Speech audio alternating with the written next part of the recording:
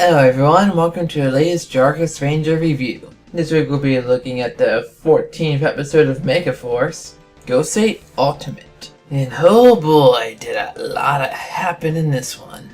So we saw him in the command center and Tensu was busy building something. Apparently a new Megazord. Well, going by the name of the episode, I wonder what it's called. And this is probably reminding me of White Light from the Mighty Morphin era. But I'll get on that later. The real part of the episode revolves around the remaining mutants, who have finally found the names of Biggs and Bluefur. They've powered up the Aurora box and are using it to spread a bunch of slime to rot the earth. Robonite sees something and tries blasting it, but it just scatters and spreads even further. So the Rangers come to morph in, but they're not really doing well. The smoke that is coming off them when they get hit is just helping spread even more toxic fumes. And so they defeat the Rangers pretty quickly, and it's revealed that they become 100 times stronger thanks to the box. And Biggs, the octopus-looking one, has covered a tower in slime.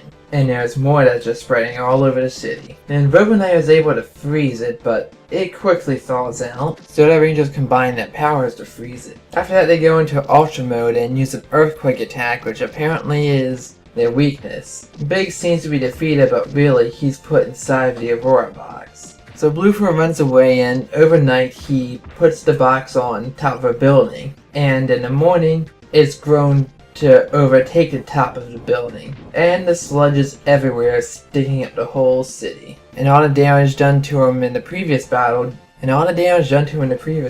only served to gather him across so that he could eventually cover the entire planet. Attacks from him did nothing from the outside, so the Rangers go into the building to fight him. Meanwhile, Robonite stays to fight Bluefur outside, and when they reach the top, they see Biggs hanging upside down.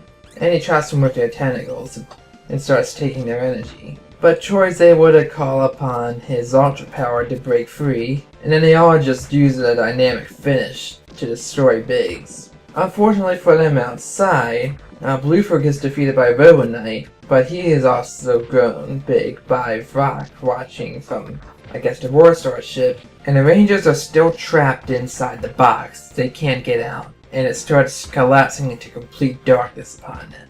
And so the thing that Gosei and Tensu are working on is apparently a giant rock, and it crashes inside the box. Then Gosei delivers to him a little speech of how their courage has made them worthy of the Gosei Ultimate Command Ship, and it transforms into a bit of a spaceship that blasts through the box and completely destroys it. It's even able to shoot a bunch of lasers to damage Bluefur, who at this point has defeated Robonite. It then takes their Ultra Zords and is able to transform into the Gosei Ultimate Megazord. Complete standalone robot now. It starts off by breaking Bluefur's club, and then shoots it with some lasers, which don't seem as powerful as the one as it was when it was in the form of a ship. And finally it uses its Victory Charge Ultimate Strike against them, which is the Ultra Zords that are on the front of its chest, going straight into Bluefur and forming a circle on him, and it destroys him. It's effective, but it doesn't look like it's as powerful as its name implies to be. Then the episode ends back at the command center. Glad we're finally getting more used to this place. And Gosei tells them that they've earned the right to have it, like he already did, and they must be responsible for how they use that new power. And that's the end of the episode. So yeah, this is a really tightly packed episode with a lot of action happening.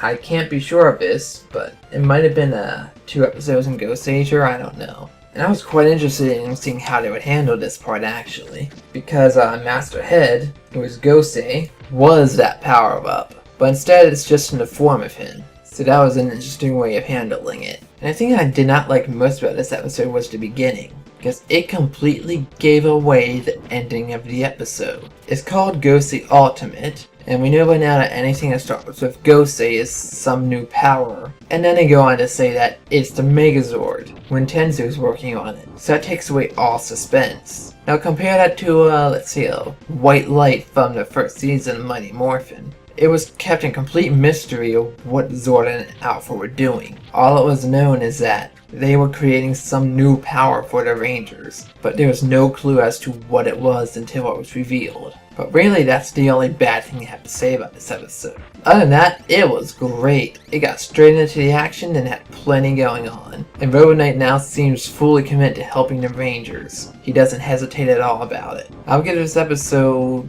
an A-.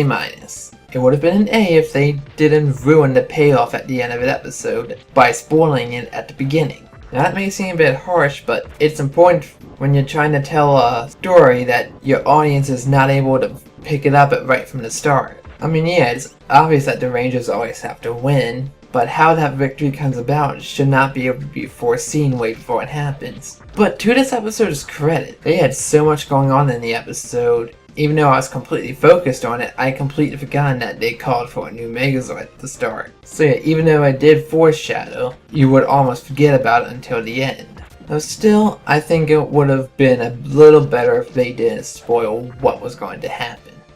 This was a great episode, and I am looking forward to see how the final chunk of the story plays out, because this season is supposed to end soon. Anyway, I'm Jargus Ranger. Thank you for watching, and I'll see you on the next episode. Until then.